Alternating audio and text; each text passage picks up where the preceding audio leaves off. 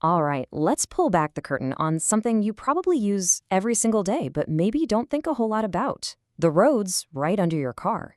We're going to dive into the secret science that decides how, when, and why those roads get fixed. You've been there, right? Driving around town, you see one street getting this massive, complete overhaul, while the road right next to it, which looks just as beat up, just gets a couple of potholes patched. It feels totally random, doesn't it?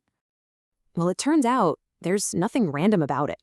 It's actually a super sophisticated system at play, a whole field of engineering called Pavement Asset Management.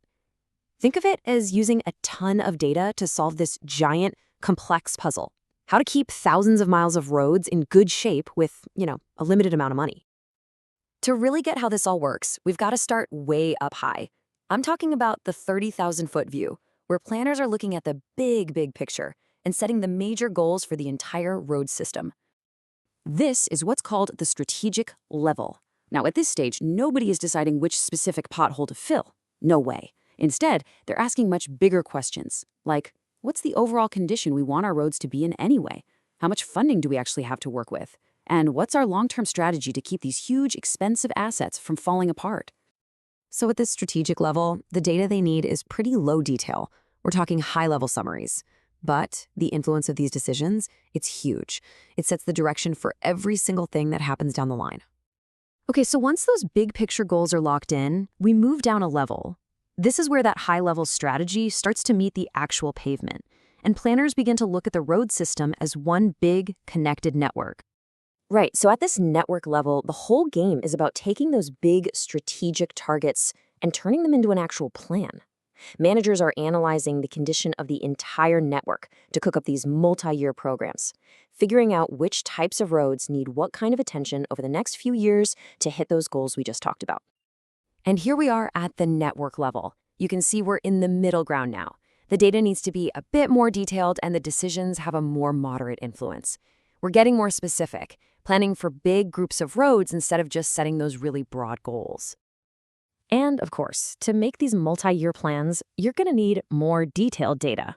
Planners are now looking at things like the roughness of the pavement, the amount of cracking, skid resistance for safety, how much traffic a road gets, and even its construction history.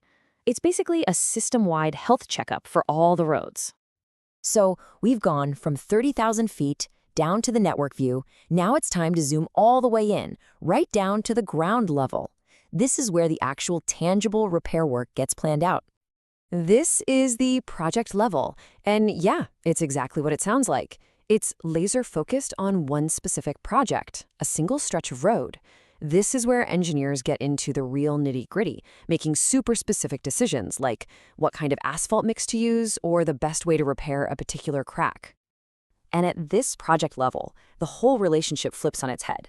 The data becomes incredibly granular, super high detail, while the influence of the decision is very narrow, focused on just one specific piece of the road network.